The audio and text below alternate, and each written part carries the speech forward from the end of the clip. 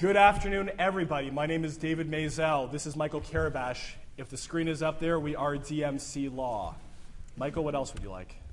Our website. Our website. We have a website. For those of you that have ever heard of the interweb, or internet as it's now known, www.dentistlawyers.ca. Long name, amazing results. Yeah, that's the upcoming Bermuda trip. That's done through Schulich in October. If you guys subscribe to our website, top right corner, and you'll get all the info. I just came back from Turks with a bunch of dentists. It was fun. David came back from Vancouver with a bunch of dentists. That was fun for him. I think I got the better of the two. That is true, but thanks to Wally, we will see some of you, hopefully all of you, in Bermuda in October. That's right. Thank you, Wally. Lots of goodies on the website, and we'll go through it. We also have this other website. It's called Dentist Legal Forms. David, you want to explain? DentistLegalForms.com on the screen. Yeah, Is that good? It's got online legal forms for dentists. Oh, yes. You heard about letters of intent. You heard about wills, powers of attorney. All those things are either online, available for you to buy. It's much more affordable, more convenient for you to do yourselves online using our brains. So somehow a robot got in here and put what we knew on this website, so when we sleep, you guys can basically create your own documents. We're going to talk about two things today. First thing is associate agreements, and the second half is about starting up your own practice, okay? Associate agreements. You guys are nearing the end of your studies. You should know everything there is to know about associate agreements, right? Yes? Who has had an associate agreement stuck in their face in the last few months, by a show of hands? Yeah? 3? Some of you guys should be working harder out there. All right. 3 associate agreements. Continue, Michael. Okay, so here are some of the questions that we were asked to talk about. Do you need to sign a contract? Can't you just work? How much am I going to get paid inside and outside the GTA? What about the option to actually buy the practice later on? How does the agreement get terminated? What are some breaches and penalties and restrictive covenants? You've heard of these things a million times, right? Non-competes, non-solicits, right? Okay, so first question, do you need to sign? Hands up if you think you need to sign these things. If I raise my hand, will more of you raise your hands? All right, no change. So is there such a thing as a verbal agreement that you could have? For sure, yeah. Okay, what about remuneration? How much do you think the typical associate gets percentage-wise? What about outside of the GTA? Who said 60? It does exist. I mean, there are places way, way up north you can bargain 50, 55, 60% because they really, really need you. Buying in. How many of you actually think principals put terms in the associate agreement that let you buy their practice in the future? Who said not too many? We have to try to put it in. I mean, chocolates and tequila go a long way, but a lot of principals don't put it in unless you are the be-all and end-all associate that they've been looking for, right? Have you seen any associate agreements, David? Not that I haven't bargained for, no. Right, okay. How does an agreement get terminated? This is interesting. So the associate just shows up one day, I quit.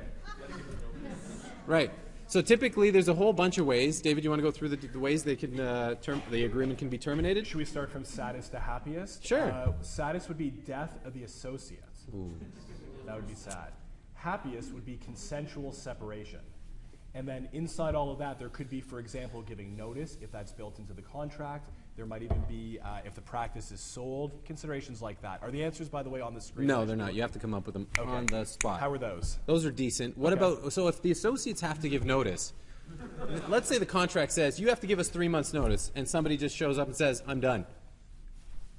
So long. And the principal's like, you owe me 3 months notice. You have to stay here for 3 more months. And the associate says, I'm done. What then? Call your lawyer. Why? Because although you may think that your working relationship is done, there's a contract that says your relationship is still ongoing until it's terminated properly. What could the principal go after the associate for?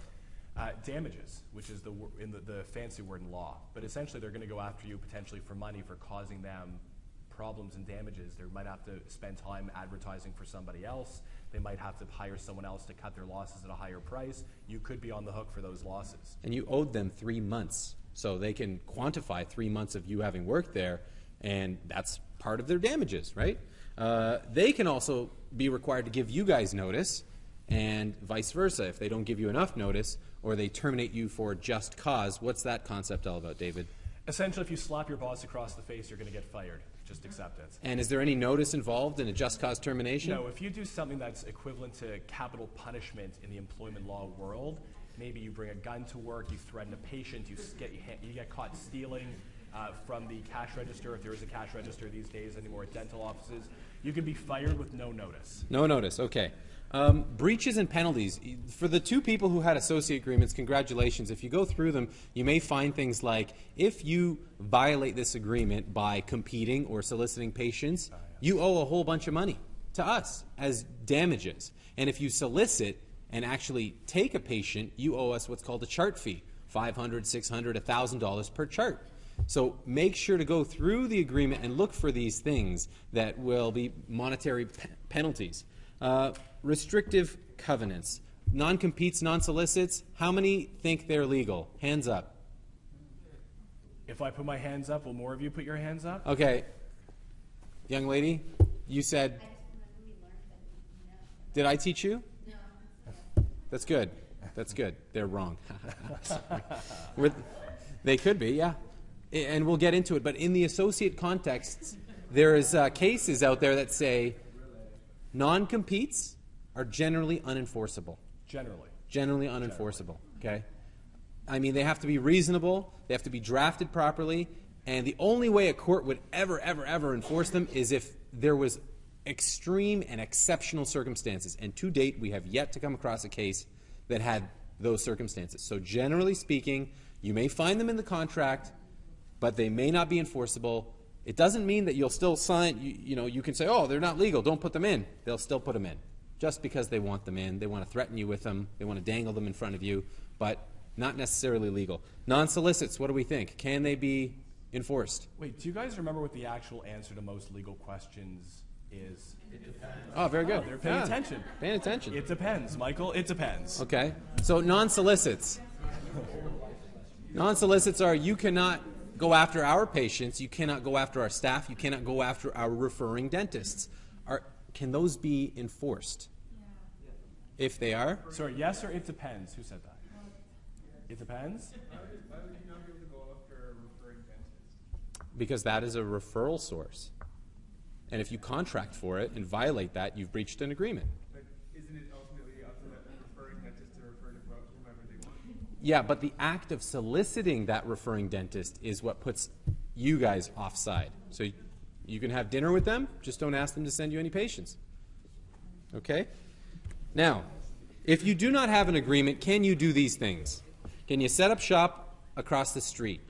Take copies of a patient list, take staff, and advertise your new practice. Hands up if you think you can do these things without legal repercussion. Hands up. No contract. She's like, yeah, it's a free-for-all. For sure. How many of you think that, no, you cannot do these? Hands up. Copies of charts. You can't take them? I mean, if you were the exclusive dentist who worked on these patients, and you set up shop across the street, you could not take photocopies of the patient charts with you? You think that's bad? Illegal? Okay. These court cases agree with this young lady over here. And they say if there's no contract in place, you can do all of those things. As long as, I'll go back, I'll show you. You can set up shop across the street. There's nothing to prevent you from doing that. You can take copies of patient lists and records as long as you were the primary and exclusive dentist who worked on those patients. You could take staff with you as long as those staff give notice and they have those contracts in place and those contracts are abided by. And you can advertise generally. Advertising generally is not the same as soliciting. Okay? Now, who wants to hear the legal disclaimer? We're not encouraging you guys to do that. Yes. We're simply helping educate you guys and also educate you on why associate agreements can be very important, both for the hiring dentist and for you young pups that are coming out of dentistry. Now, if you want to read more, because I know you guys like to read and you have all the time on your hands, you're going to go to this magical website that we have and read this article when your associate leaves. It's free. Just download it. Take you through all the cases, and you'll see for yourself what I'm talking about. By a show of hands, how many people here know that Michael Karabash wrote that article? I did. Yeah. All right. Hey, yeah. Okay, non-solicit's legal. You want to know more? Are these things enforceable legal? Read that article. It's another article. By a show of hands, how many people here know that Michael Karabash also wrote that article? Wrote it. All right. Okay, from here on in, I wrote everything. All right? Are non-competes legal? Non-competes are different than non-solicits. There's a blog post, great blog post. Guess who wrote it? Yep. You guys aren't sleeping. I know a lot of you had like 3 hamburgers, and mainly the men and David. But okay, again, read it. There's a lot of good stuff on the website. Okay, tips. You want to look like an independent contractor. Do you guys know the difference between an independent contractor and an employee? Yeah. Good. We don't have to talk about it. Next slide. Reasonable non-compete. We told you the non-competes aren't that enforceable, but they're still going to be rammed down the contract and down your throats. So just make sure they're as reasonable as possible in terms of time and duration and geographic distance. We talked about some of the weird damages that they're going to try to slip into your contract and say, if you do this, you're going to pay us damages of X. Get those things out of there. Again, chart fees. Look for them, get rid of them. And then options to purchase the practice, the building, charts, the assets, the shares. Try to get them in there. Think ahead. A lot of people only see the next step in their life. Start thinking 2, 3, 4 steps down the road. It will benefit you not just with this, but with everything in your life. Think about options to purchase. Can you negotiate? Yes or no? Yes. Good.